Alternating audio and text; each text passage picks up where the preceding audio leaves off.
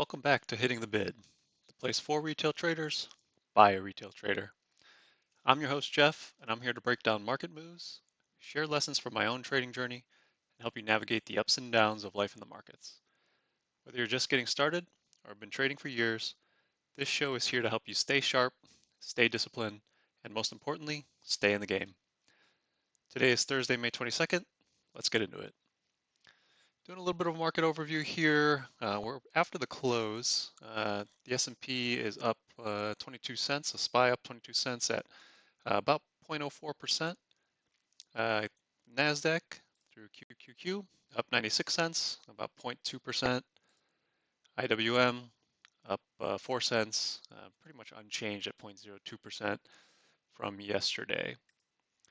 The fix down about 59 cents. You can see it's ticking up a little bit here compared to the start of the week. So we are up a little bit higher here since Monday. Going around a little bit more, Bitcoin hit an all-time high of 112,000 yesterday. Right now at about 111,450. So making a pretty good move here this week. Bonds, they were up 21 ticks, about 0.6%. They did hit a low yesterday, new low here over the last 6 months at 110 and 1 tick. Looking around to currencies, the pound making a pretty significant move here over the past 2 weeks or so. Was at about 1.318, close today at 1.342. So pretty big move there here for the past couple of weeks. The euro also made a little bit of a move here past couple of weeks, but it seemed to kind of stalled a little bit. Gold up about $75 this week. It's down about 0.5% today, but it has gone from about 32.20 to about 32.95. So making a pretty significant move.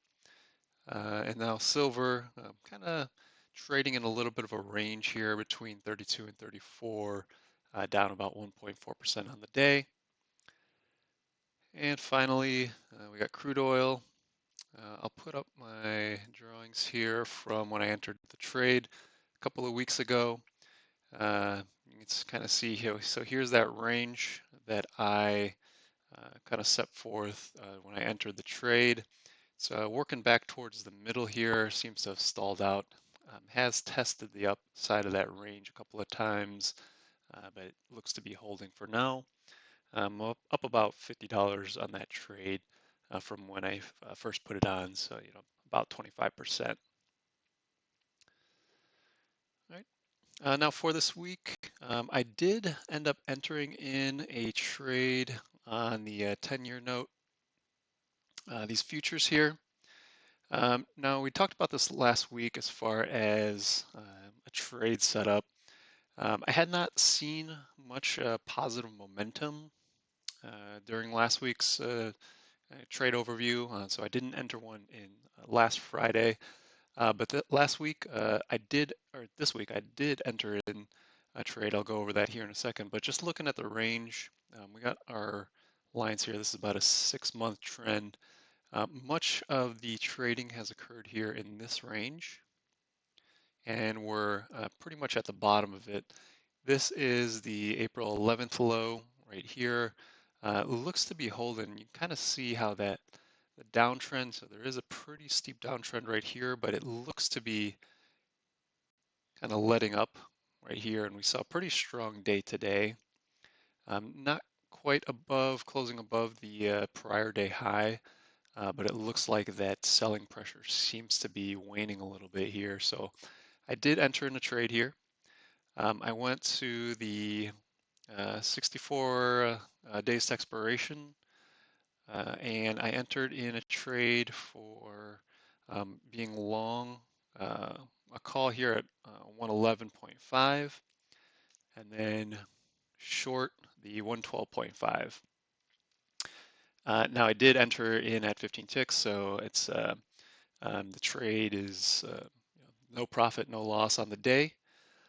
Now with this trade setup, I am risking one to make 3.25 or so. So I'm risking this one, this $235 to make potentially 765 at expiration if everything expires fully in the money. Now I'm using the platform's calculation of in the money percentage to help inform my decision here. So I added this column here. The probability of this option being in the money is 29%. In the money at expiration is 29%. Now, if I were being conservative, so that's really kind of like my win probability here. If everything is fully in the money by expiration. So that win probability, if I'm being conservative, I'm saying that is 25%, and the loss probability is 75%. So really just the 1 minus 0.25. That would be a 1 to 3 ratio. Now, because my risk to reward ratio, so the ratio of these, is better than the win-loss ratio of 25% to 75%, so 1 to 3 is better than that. This is a positive expected value setup.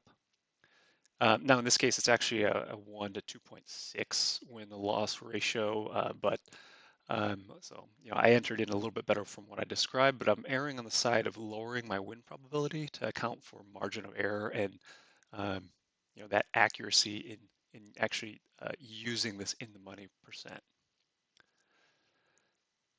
Now, one thing to note, expected value is always changing as the price action develops in a certain way. So if this increases, my potential um, loss will also increase. So the expected value changes depending on which way bonds go.